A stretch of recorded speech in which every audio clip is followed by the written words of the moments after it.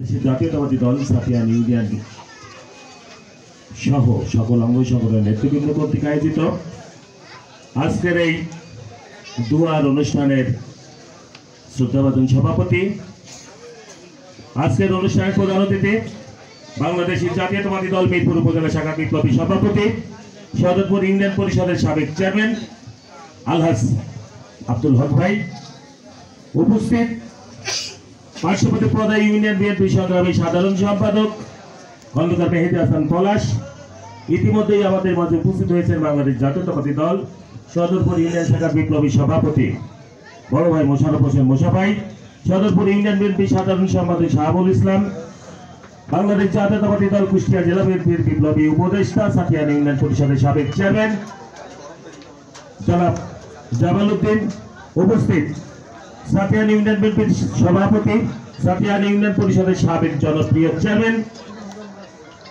এই সাতিয়ান ইউনিয়নের উদীয়মান তরুণ নেতা আমার ভাগ্নে লিঙ্কন সহ আমার সঙ্গে আগত মিরপুর থেকে বিএনপি সহ অঙ্গ সংগঠনের নেতৃবৃন্দ, আমার সামনে উপস্থিত বাংলাদেশ জাতীয়তাবাদী দল সাতিয়ান ইউনিয়ন শাখা বিভিন্ন ওয়ার্ড থেকে আগত শহীদ রাষ্ট্রপতি জিয়াউর রহমানের সৈনিকবৃন্দ, আমার প্রাণপ্রায় সংগঠন মিরপুর উপজেলা বিএনপির পক্ষ থেকে জানাই আন্তরিক শুভেচ্ছা ও অভিনন্দন।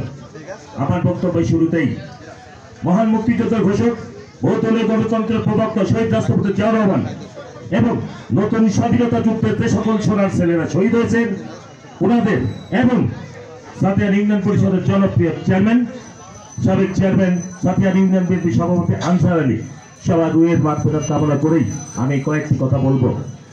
আমার পূর্বের বক্তারা যে সকল বক্তব্য দিয়েছেন, আমার আর বক্তব্য দেওয়ার কোনো কথা থাকার কথা না। একটি কথা বলেই আমি আমার বক্তব্য শেষ করব। গত রমজান মাসে আমরা এই জায়গায় ইফতার পার্টি অনুষ্ঠানে এসেছিলাম। এই জায়গায় ইফতার পার্টি অনুষ্ঠানে এসে এই অডিয়েন্সের যে সকল নেতৃবৃন্দ আমরা সবাই এখানে ছিলাম, গুটি কয়েক সর্বোচ্চ 50 জন এখানে উপস্থিত ছিল এই ইফতার পার্টিতে। যাওয়ার পরে শুনলাম এখানকার আমার নেতৃবৃন্দ বলল, ভাই কেমনে আইবে? ওই জায়গায় আওয়ামী লীগের নেতারা দেখেছে এবং আওয়ামী লীগের নেতারা বলেছে ওই ইফতার পার্টিতে যারা যাবে তাদেরকে পরবর্তীতে দেখে নেওয়া হবে।